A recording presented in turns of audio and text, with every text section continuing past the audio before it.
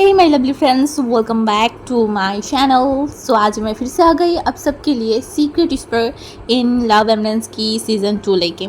सो अगर आपको मेरी ये वाली स्टोरी पसंद आई तो प्लीज़ आप लोग मेरे चैनल को सब्सक्राइब करना, मेरी वीडियो पर लाइक करना, कमेंट करना, साथ में ज़रूर अपने फ्रेंड्स के साथ भी शेयर कर देना। ओके।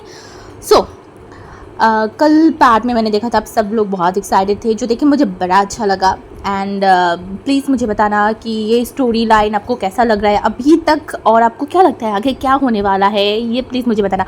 और हाँ, और एक कंप्लेन मुझे करना है आप लोगों से, वो है आप लोगों की डियरेस्ट ऑथर्स। 3 ऑथर के बारे में मैं कंप्लेन करने वाली हूँ। एक है जिसका नाम है आरूही, जिनको आप पहचानते ही हो। 3rd नंबर सेकंड नंबर पे है मोनिका, और 3rd नंबर पे है संजना। यार ये लोग मुझे कॉल करके परेशान करते हैं। जब भी मैं रिकॉर्ड करने जाऊँ ये लोग क्या करते हैं पता है, कॉल कर देता है एंड उसके बाद घंटों भर बातें करता रहता है। और मैं ऐसे पर्सन हूँ कि कॉल कट के आ भी नहीं पाती हूँ। उनको मैं बोलती हूँ कि मैं जा रही हूँ, वो लोग मुझे करने नहीं देते। आज भी पता है सेम कम कर रहा है। वो लोग फ़ोन पे बात करते ही जा रहे हैं, लेकिन नॉन स्टॉप मुँह बंद ही नहीं होती है एक लोगों की, और बीच में मुझसे घुसा लेता है। अब बताओ, ये कंप्लेन मैं आप लोगों को कर रही हूँ कि इन लोगों का बताना कि ये मुझे रिकॉर्ड करने दे। ये हर 2 दिन का सीन हो गया है जब ये लोग फ़ोन करके मुझे परेशान करते, और बीच में मैं बातों में इतना गुम हो जाती हूँ कि मैं टाइम देखना भी भूल जाती हूँ कि अरे अभी ये बज गया है, मुझे तो रिकॉर्ड करना है, और बाद में फिर मैं रिकॉर्ड नहीं कर पाती हूँ। तो ये जो आप लोग मुझे बोलते हो ना कि रिकॉर्ड नहीं क्यों नहीं कर रहे हो, तो ये लोग भी कहीं ना कहीं रिस्पॉन्सिबल है। तो आप लोग कमेंट में 2-3 गालियाँ अगर दे सकते हो तो प्लीज़ इनको दे दो, जिससे मुझे बड़ा खुशी फील हो। ठीक है, बहुत बात कर लिया है, बट कोई बताना नहीं कि मैंने इस वीडियो में उनको लेके ये सब बोला है, नहीं तो फिर आके मुझे खा जाएगा। ओके, तो चलो आगे बढ़ते हैं। एंजिन का मूड ऑफ है। हाँ, आज उसका एक इंटरव्यू था, जॉब इंटरव्यू, जो बिल्कुल भी बुरा नहीं हुआ है, अच्छा ही हुआ है। शायद जॉब उसको हो भी जाए, बट बुरा उसे कहीं और जगह पे लग रहा है। उसका पूरा रीज़न है विंग की सडनली ऐसे बिहेवियर। कहीं ना कहीं उसके मन में एक अजीब सा पेन फील करवा रहा था। वो समझ नहीं पा रहा था विंग ने ऐसा बिहेव किया, उसका क्या गलती है, उसने क्या किया होगा, क्या जाने अनजाने में उसने कुछ गलत तो नहीं किया कर दिया होगा ना। विंग जैसे मासूम इंसान क्यों सुसाइड जैसे चीज़ करने जा रहा था। अच्छा, ये सब के पीछे भांजे ब्रदर नहीं है ना, उन्हें ये सब पता है या नहीं। तभी वो तुरंत उसकी दिमाग काम करने स्टार्ट किया। वो तुरंत जो है ना, वो भांजे को कॉल फ़ोन बाहर निकाला कॉल करने के लिए। उस टाइम के बाद उसने लगातार बैक टू बैक कितनी बार भांजी को कॉल किया है वो काउंट भी नहीं किया जा सकता, पर हर बार भांजी का फ़ोन स्विच ऑफ है। इस बार भी जब वो कॉल किया अगैन भांजी का फ़ोन स्विच ऑफ है। भांजी को कुछ समझ नहीं आ रहा था। वही उसे ऐसा क्यों बोला। हाँ, क्या वो शादी वाले वो घटनाएं के कारण तो नहीं है ना, बट भांजी को तो सब कुछ पता है। ओह, अब वो क्या करे, उसे कुछ समझ नहीं आ रहा था। उसे बहुत फ्रस्ट्रेशन फील हो रहा था। बार बार कहीं ना कहीं वो सोच रहा था कि विंग फिर से अगेन कुछ गलत ना कर ले, क्या वो अपनी उसकी फैमिली को इन्फॉर्म करे, या फिर क्या करे। उसे कुछ समझ नहीं आ रहा था, बट वो ऐसे चुप भी तो बैठ नहीं सकता ना। सब सोचते सोचते ही वैंजिंग उसकी पर्स जो बैग था ना, उसमें उसकी फ़ोन को रखने वाला था क्योंकि वो दूसरे ही ध्यान में था। तभी सडनली कोई आया एंड वैंजिंग की बैग एकदम उसे छीन के दौड़ लगाया। वैंजिंग इतना ज़्यादा शॉक्ड हो गया था ना, कुछ टाइम के लिए वो कुछ समझ नहीं पाया। बट जब उसे समझ आया कि उसका बैग लेके भाग गया है चोर, वो पीछे पीछे दौड़ने लगा एंड चिल्ला के बोला था मेरी बैग, रुको। बट कोई रुक ही नहीं रहा था, वो दौड़ते हुए जा रहा था। वैंजिंग उसके पीछे दौड़ रहा था। उस बैग में उसकी सारी चीज़ें हैं, उसकी फ़ोन है, उसकी पर्स है, उसकी ज़रूरत की जो फाइल वगैरह से वो सब है। और इस मंथ जो है ना, वो मोशन ने उसके घर की जो सामान वगैरह था उसे ख़रीदना होता है ना, उसके लिए पैसा भी भेजता है। एक्चुअली मोशन को वैंजिंग ने मना किया है ऐसे मत करो, बट वो हर महीने वैंजिंग को पैसा भेजता है। जब भी वैंजिंग मना करने जाते वो बोलते मैं तुम्हारी बड़े भाई हूँ ना, तो मेरी बात चुपचाप सुनो, समझ में आई ना। तो इस बार भी कुछ ही 2 दिन पहले ही शायद वो सारी पैसा वो भेजा होगा एंड वो सब कुछ उसकी बैग में ही है एंड वो सब कुछ लेके वो भाग गया। अगर ये बैग उसे नहीं मिला तो वो इस महीने उसकी मम्मी के साथ कैसे क्या करेगी। उसकी मम्मी की मेडिसिन चाहिए, घर की रेंट देना पड़ेगा, क्या करेगा उसे कुछ समझ नहीं आ रहा था। इस वजह से वो पागलों की तरह उस इंसान के पीछे पीछे दौड़ रहा था।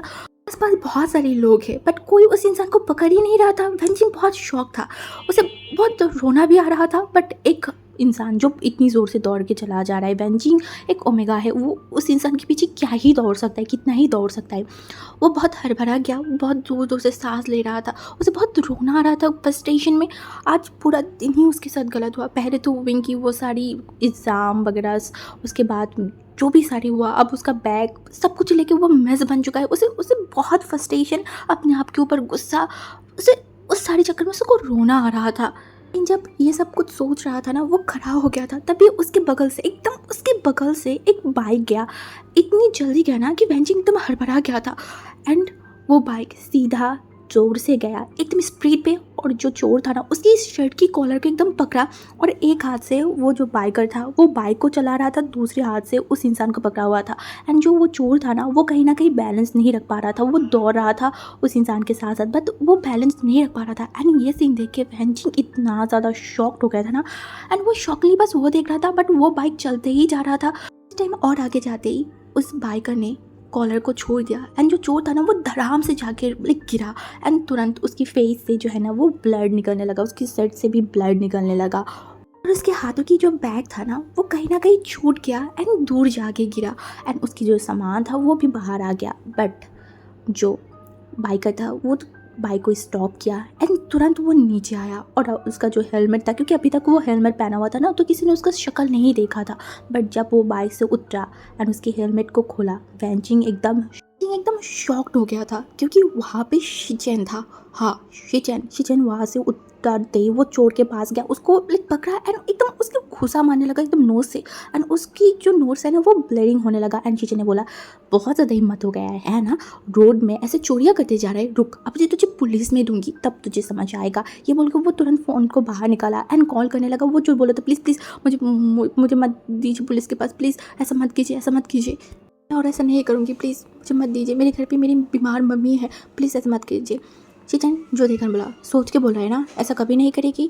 तब तक वहाँ पे वेंजिंग दौड़ते हुए आ गया था, एंड तभी वो लड़का बोला था, नहीं और नहीं करूँगी, प्लीज़ मुझे माफ़ कर दीजिए, मैं कसम खा रही हूँ। शिचेन ने बोला, ऐसे नहीं छोड़ूंगी, ये पूरे रोड के सामने तू अभी कान पकड़ के उठक बैठक करेगा, इस बार उठक बैठक करने के बाद मैं तुझे छोड़ूंगी। तो वो लड़का तुरंत खड़ा हो गया एंड उठक बैठक करने लगा, और जो हमारी वेंजिंग था वो शॉकिंगली ये सब कुछ देख रहा था, एंड वो जो चोर था ना वो 10 से ज़्यादा कर लिया था, बट वो रुक ही नहीं रहा था। तो वेंजिंग धीरे से बोला, 10 बार हो गया है, बट वो लड़का रुक ही नहीं रहा था, वो बार बार शिचेन की तरफ देख रहा था। 10 से 20 बार हो गया है, फिर भी शिचेन रुकने को नहीं बोल रहा था। एट लास्ट 30 बार होने के बाद शिचेन ने बोला, बहुत हो गया है, रुक, और अभी के अभी यहाँ से भाग मेरी आंखों के सामने से। लड़का जब वहाँ से जाने लगा ना, शिचेन ने फिर से बोला, रुक, वो रुक गया, एंड डर के मेरे शिचेन की तरफ देखा। शिचेन जो अपनी पॉकेट से कुछ पैसे निकाला एंड उसके पास ध्यान बोला, इसे ट्रीटमेंट करवा लेना, ये बोल के वहाँ से जाने के लिए बोला। तभी जो हमारी वेंजिंग था वो शॉकिंगली ये सब कुछ देख रहा था। शिचेन जो कि महसूस किया, क्योंकि वो पहले ही महसूस किया था कि वेंजिंग यहाँ पे आया है, बट उसकी तरफ एक बार मुड़ के भी नहीं देखा था, क्योंकि उसका कोई इंटरेस्ट ही नहीं है, तो वो देखे क्यों। बट वेंजिंग जो शौक था, ये इंसान एक चोर को पकड़ा है, उसके बाद उसको पीटा है, पनिशमेंट भी किया है, और उसके बाद पैसा भी दे रहा है। हाँ, अजीब इंसान है। शिचेन जो उसकी तरफ देखा एंड बोला, क्या हुआ, ऐसे क्या देख रहे हो, मेरी शक्ल में कुछ लिखा हुआ है क्या? तुम्हारी बैग चोरी होने वाला था, मैंने चोर को पकड़ा, तुम्हारी बैग को सेव किया है, जाओ जाके अपनी बैग को उठाओ, देखा नहीं रोड में पड़ा हुआ है, अब तुम क्या सोचे हो? हाँ, तुम्हारी उस चोर को उठाया है, पकड़ा है, तो तुम्हारी बैग भी मैं नीचे से उठाऊँ, उसके बाद एकदम मीठे से करके बोलो, ये लीजिए मैडम, मैंने हीरो की तरह आपकी बैग को, आपको आपकी गुम हुई चीज़ों को सेव कर लिया है, ऐसा बोलूँगा क्या? तो तुम भूल जाओ, ऐसा कुछ नहीं बोलने वाली, खुद का काम खुद कर लो, जाओ उठाओ। वेंजिंग जो मुंह बनाया एंड आगे जाते हुए उसके बैग को उठाया, उसका फ़ोन जो बाहर निकल गया था, तो उसने देखा, तो फाइनली उसका फ़ोन टेक ये देख के उसको थोड़ा रिलीफ सा फील हुआ।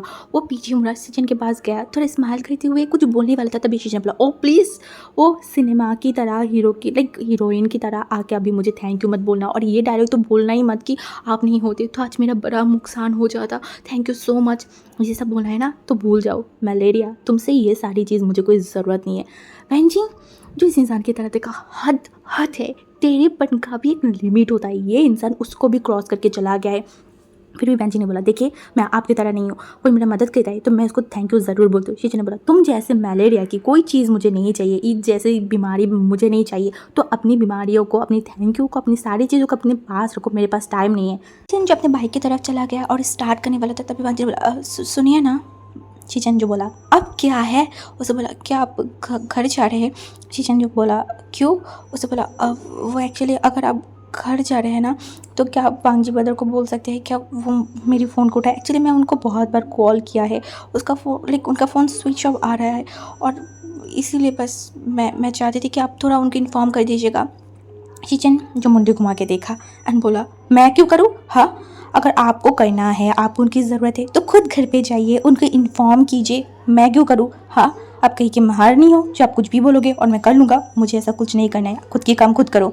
ये बोल के वो फिर से बाइक स्टार्ट करने वाला था, तभी वो पीछे मुड़ के एक बार वेंचिंग की तरफ देखा। उसे लगा था वेंचिंग कोई तगड़ा सा जवाब देगा, बट उसने जब किया नहीं। एंड शीचन ने जब उसके फेस की तरफ देखा तो बहुत मायूसी एंड बहुत परेशान सा वेंचिंग लग रहा था। तो शीचन को थोड़ा सा लगा क्योंकि ठीक है चलो, तो उसे बोला अच्छा ठीक है मैं बता दूंगी, अब तुम जाओ। तो उसे बोला हाँ थैंक यू। शीचन फिर बाइक स्टार्ट किया एंड वहाँ से गायब हो गया। मेंशन के ड्राइंग रूम में वहाँ की हवाई अलग था। हाँ, क्योंकि वांगजी की ये जो सवाल था, ये जो क्वेश्चन था, इससे कहीं ना कहीं मिसेस लैन थोड़ा सा घबरा गया था, थोड़ा सा बेचैन हो गया था। हाँ, वो कुछ समझ नहीं पा रहा था। दूसरी तरफ विंग भी शॉक था। वांगजी सडनली यहाँ पे आया, उसके बाद के सामने ऐसा क्वेश्चन किया। मैडम यू और मिसेस कुरैन जो था ना, वो एक दूसरे के फेस की तरफ देख रहा था। मिसेस कुरैन को तो कुछ समझ ही नहीं आ रहा था वांगजी की शादी बेंचिंग के साथ ये कब हुआ। उनके दिमाग में कुछ जा ही नहीं पा रहा था। मैडम लैन जो कि मिसेस यू की तरफ देखा, जैसे कि उन्होंने बताया क्यों नहीं। मैडम यू ने तुरंत इशारा किया, नहीं उन्होंने भी नहीं बताया है। तो मिसेस लैन थोड़ा अपने आप को नॉर्मल किया, जो भी हो अगर वांगजी को पता भी चल गया इसमें क्या ही प्रॉब्लम है, आज हो कल हो उसे जानना ही है, शायद तो उसको ही करना है। उन्होंने बोला हाँ पर तुमको कैसे पता? वांगजी फिर से बोला, यहाँ वहाँ की बात मैं नहीं सुनना चाहती हूँ, हाँ या ना में आप जवाब दीजिए। मैडम लैन कुछ बोलता उससे पहले उनकी ज़ुबान से लिटरली उस वर्ड को विंग ने एकदम खींचा एंड बोला, क्यों वांगजी ब्रदर? हाँ, आपको अच्छा नहीं लगा है? पेंटिंग चीज़े के साथ आपका शादी होने वाला है, आपको तो खुशी होना चाहिए, आप खुश नहीं हो? बस विंग का वो टेढ़ा क्वेश्चन, वो जो जानबूझ के वांगजी को पिंच किया है ना, ये यानली समझते अपने आंखों को बंद किया, अपनी लिप्स में बाइट किया। ये बेवकूफ़ लड़का क्यों मुसीबत को अपने सर पे लेना चाहता है, यानली को समझ नहीं आ रहा है। वांगजी का दिमाग तो पहले से ही आग में बबूला हो रखा था ना। वहीं की बात एकदम केरोसिन डालने वाला ऐसा था, वहीं ने एकदम पेट्रोल फेंक दिया, ऐसा हुआ। वांगजी एकदम ब्लास्ट हो गया। हाँ, वो लिटरली गुस्से में विंग की तरफ देखा एंड चिल्ला के बोला, चुप, एकदम चुप हो जा, परों के बीच में टांग अड़ाना बंद कर, समझ में आई ना? चुपचाप यहाँ पे रह, नहीं तो तुझे थप्पड़ मार के तेरी सारी दांतों को मैं अगर नहीं निकाला ना, तो मेरा नाम भी लान वांगजी नहीं। एकदम हड़बड़ा गया। उसको लगा कि उसका दिल जो एकदम काँप उठा है, और जो हमारी झिंगी था ना, वो अपनी मम्मी के पीछे जाके एकदम छुप गया था। 3 साल में वांगजी ने 3000 बार शायद विंग को धमकाया होगा, विंग को डांटा होगा, कभी भी विंग की आंखों से एक बूंद आंसू तक नहीं आया था। बट आज उसकी आंखों से आंसू आ रहा था। पिछले 7 दिनों की ये सारी तकलीफ, ये सारी चीज़ और वांगजी के ऊपर गुस्सा, सब कुछ अभी फ़िलहाल विंग की आंखों से निकल रहा था।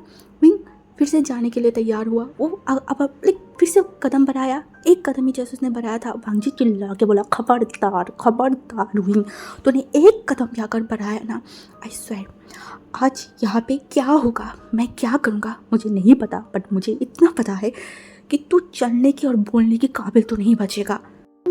जो कि एकदम शॉक था, वांगजी इस तरीके से क्यों धमका रहा है, इस तरीके से क्यों बिहेव कर रहा है, उनको समझ नहीं आ रहा है। बट वांगजी गुस्सा ये उनको समझ आ रहा था। उन्होंने अपने आप को रिलैक्स करके बोला, वांगजी क्या हो गया है, तुम ऐसे धमका क्यों रहे हो इनको? हाँ, क्या किया है उसने?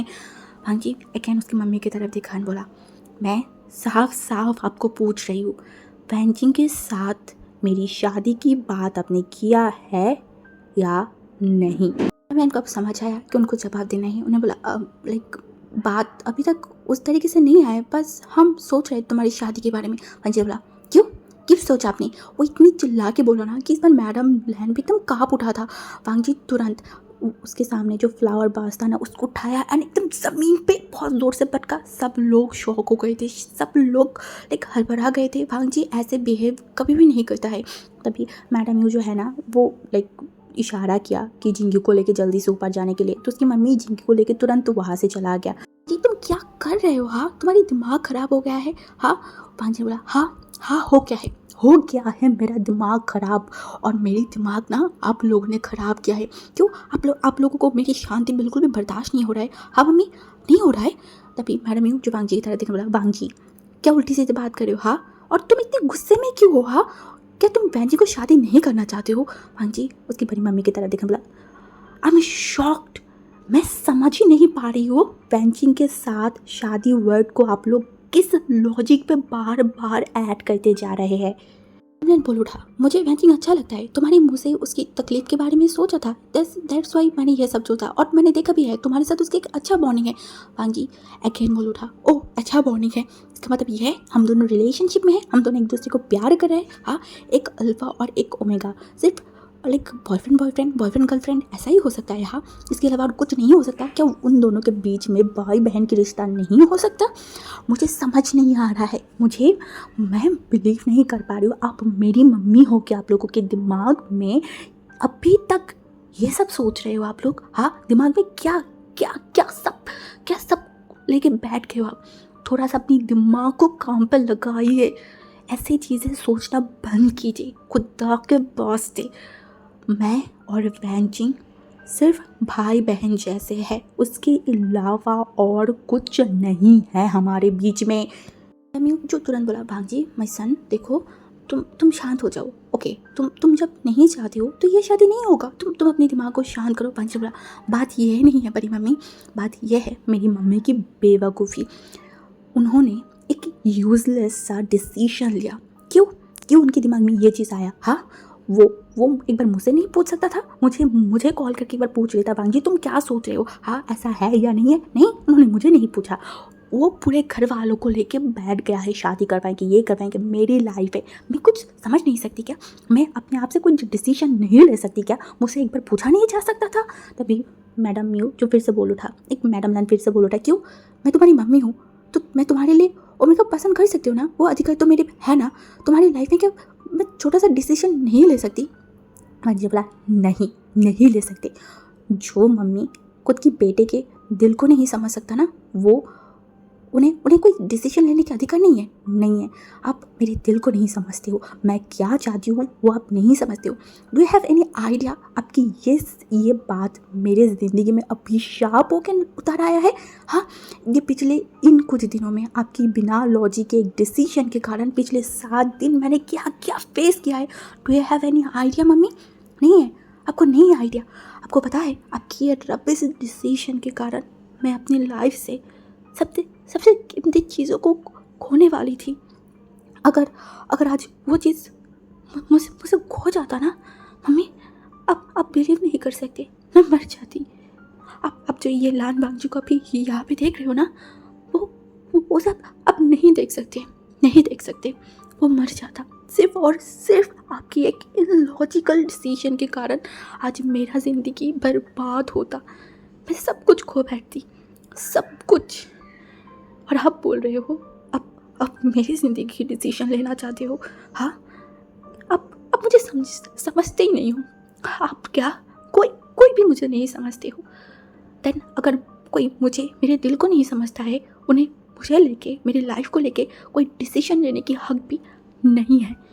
लाइन को पेन हुआ, हाँ, उनकी आंखों में आंसू आ गया। वो वांग जी की तरफ देखने बोला, तुम इतनी बड़ी बात मुझे बोल सकते हो वांग जी? मैं तुम्हारी दिल की बात नहीं समझती हूँ। जी बोला, झूठ तो नहीं बोला है ना मैंने? हाँ, कुछ झूठ बोला है मैंने?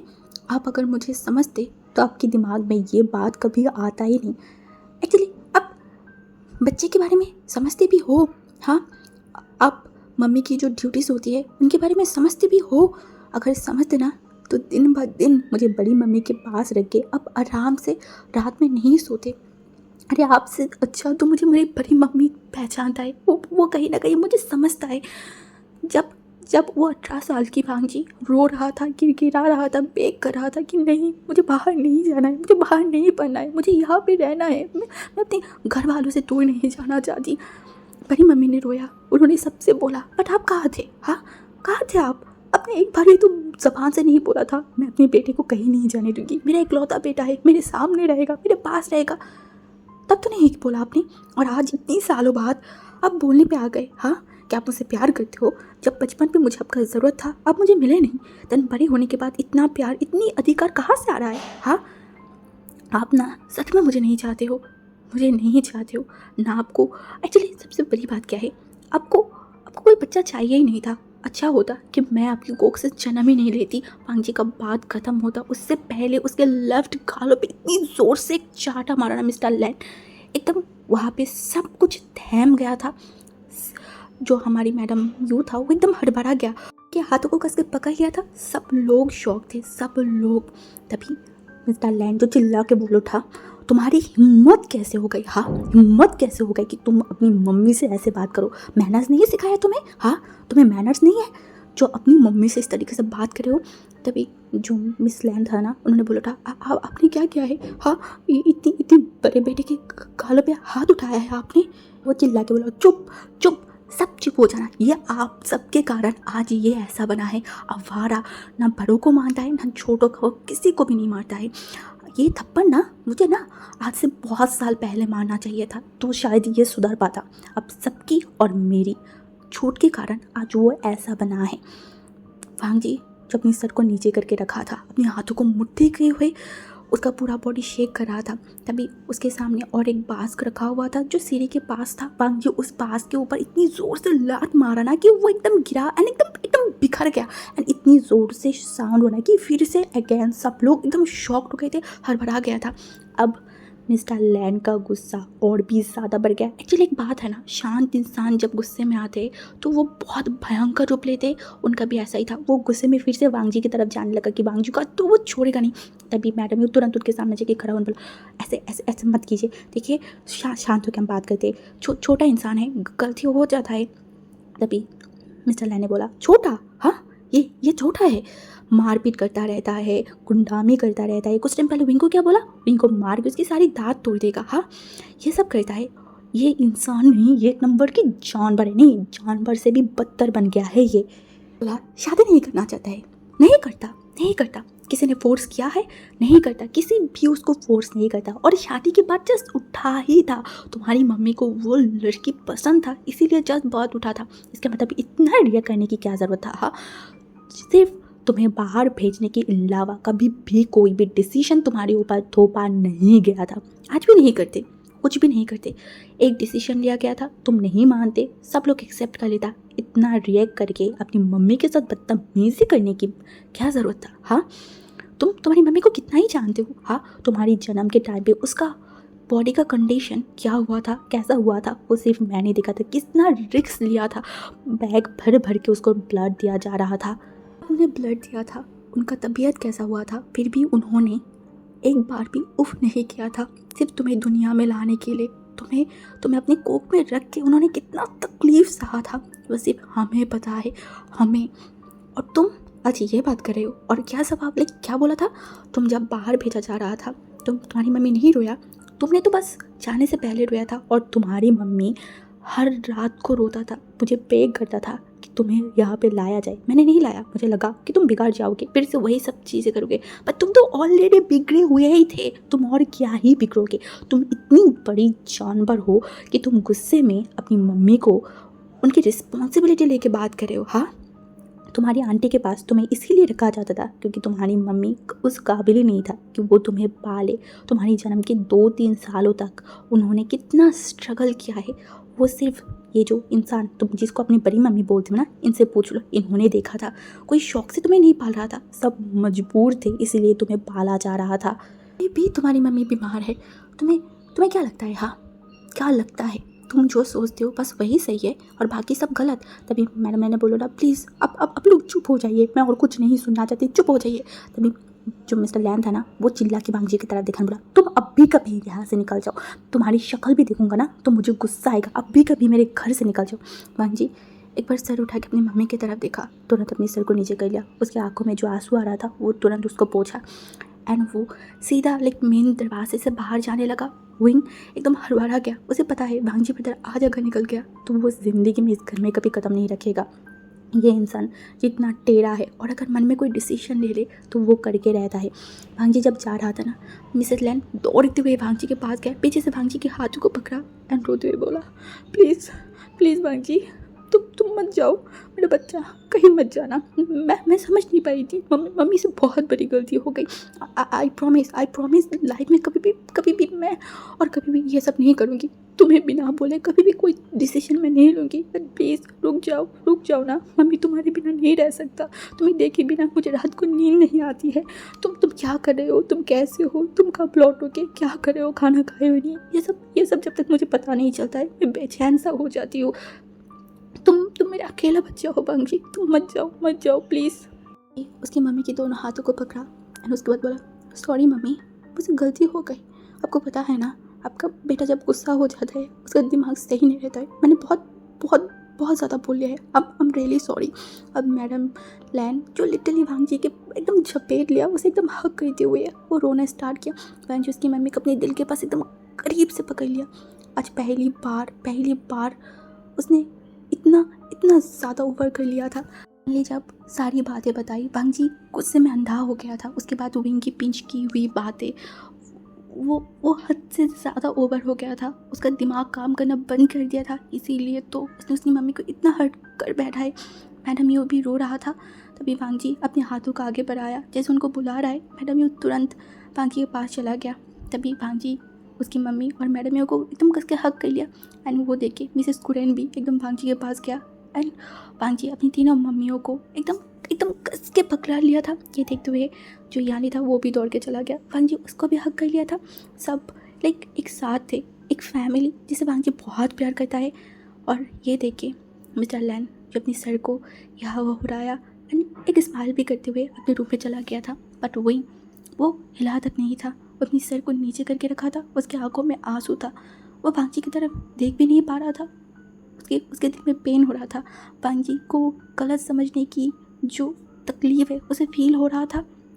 मिसअंडरस्टैंडिंग सिचुएशन को कितना बड़ा कर सकता है, आज विंग को समझ आए। इसीलिए बड़े लोग सही बोलते हैं, अगर कोई मिसअंडरस्टैंडिंग है ना तो सबसे पहले उसे क्लियर करना चाहिए, ना कि अपने दिमाग में उल्टी सीधी बातें रख के उसे गलत समझना नहीं चाहिए। हाँ, विंग को समझ आ रहा था, बट विंग अभी क्या करे। हाँ, उसे आगे जाना चाहिए। क्या भांजी उसे माफ़ करेगा? वो कुछ समझ नहीं पा रहा था। तभी यानली विंग को इशारा किया वहाँ पे जाने के लिए। विंग थोड़ा सा खुश हो गया था। वो अपनी आंखों को पोंछ के वो आगे एक कदम बढ़ाई था। तभी भांजी हक को ब्रेक किया एंड दूर हट गया। तभी वो छोटे से बोल के बोला, मुझे जाना होगा अभी। विंग रुक गया।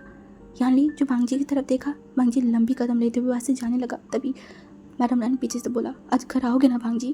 भांजी ने बोला विंग जो डिसअपॉइंटेड फील किया। ऐसा तो होना ही चाहिए था। उसने भांजी ब्रदर को हर्ट किया है।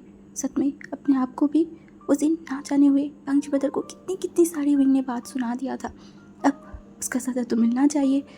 विंग का इंग्लिश एग्ज़ाम है और विंग इंग्लिश में बहुत मस्त है, इसलिए वो शाम से पढ़ाई भी नहीं करने बैठा है।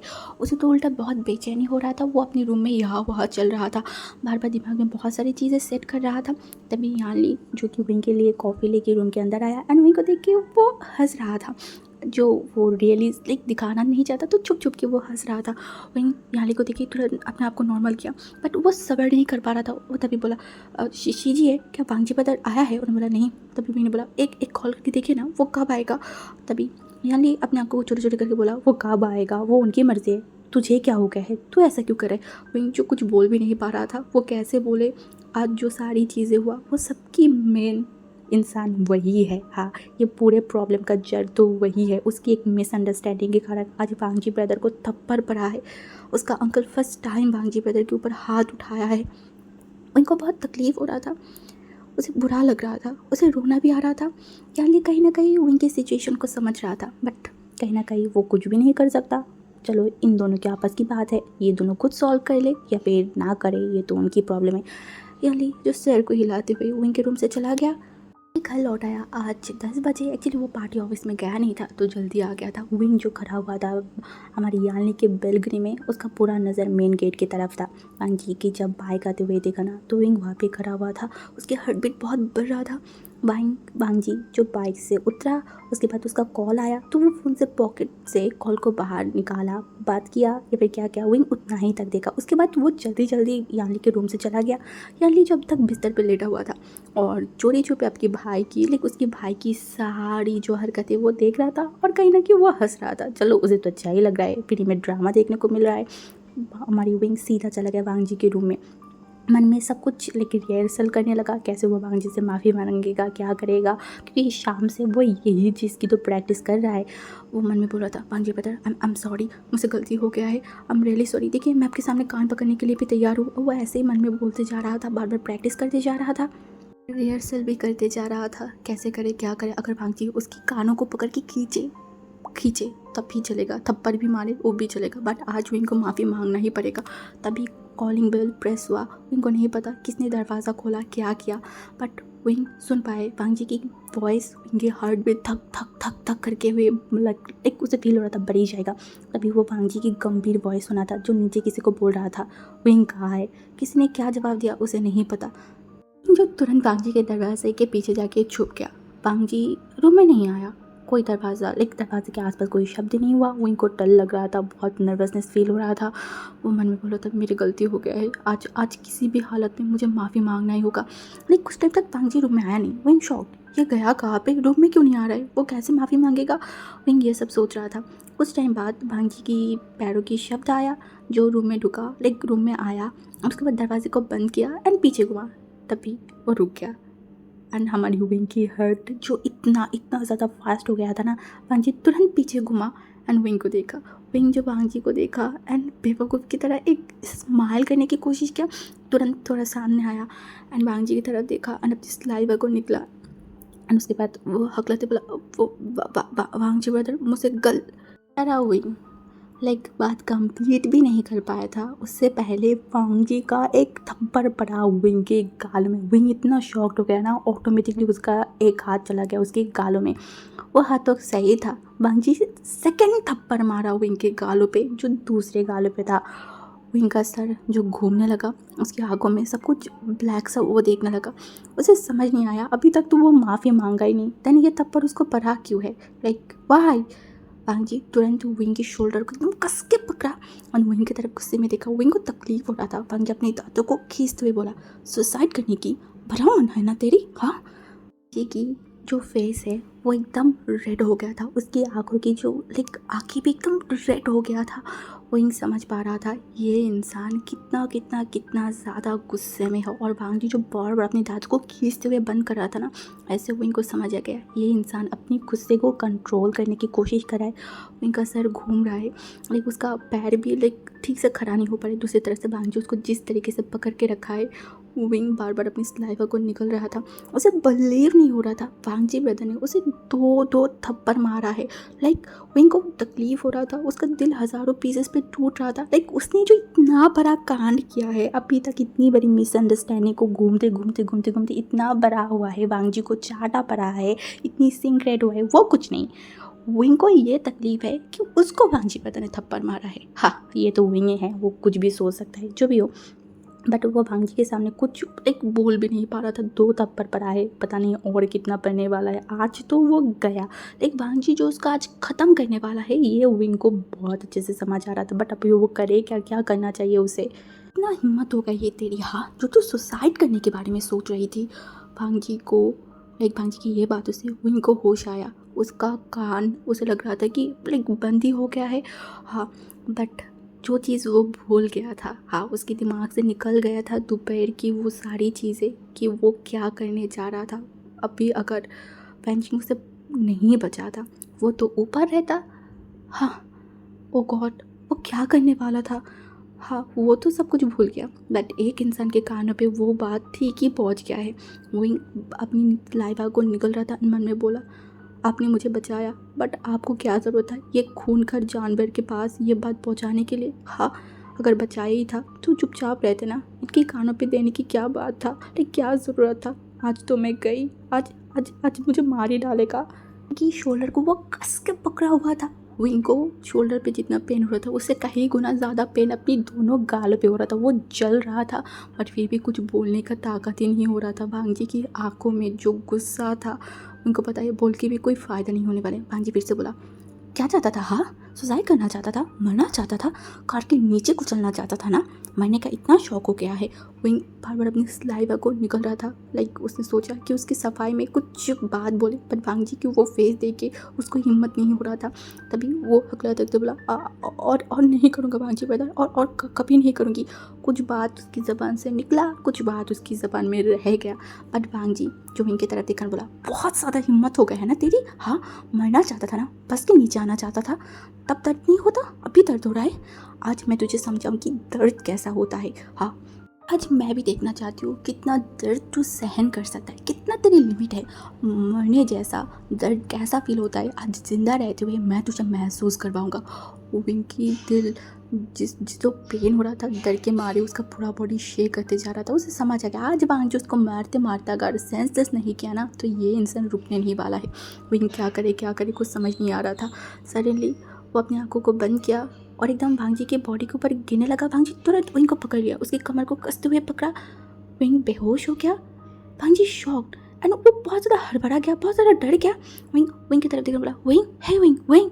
बट विंग कोई रिस्पॉन्स नहीं कर रहा था। अब भांजी की उसका हार्ट बीट जो बहुत बढ़ने लगा, उसके अंदर तूफान आने लगा।